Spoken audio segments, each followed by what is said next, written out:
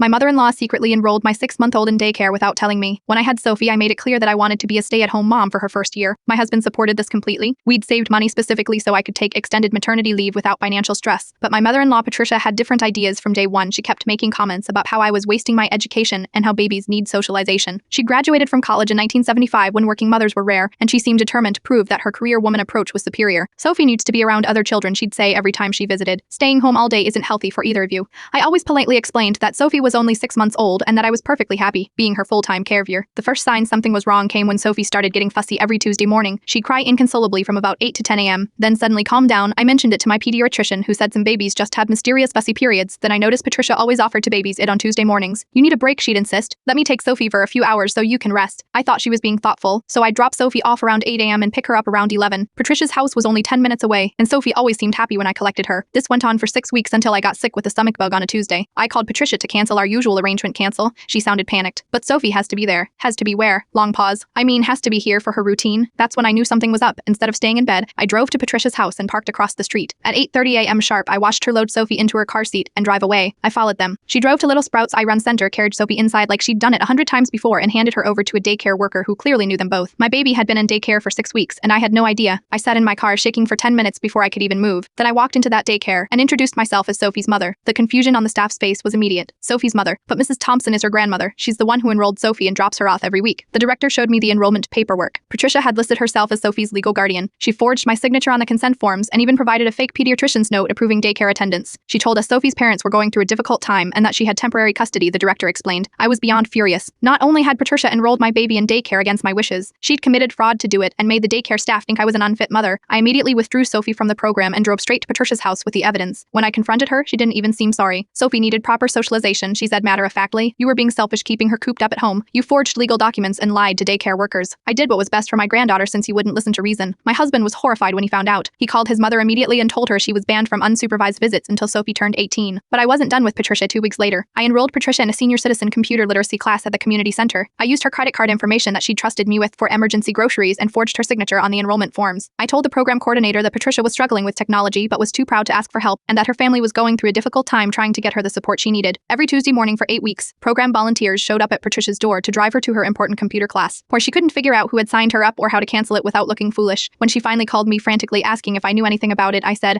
I did what was best for you since you wouldn't listen to reason. XMN your age needs proper socialization and technology skills. She never tried to interfere with Sophie's care again.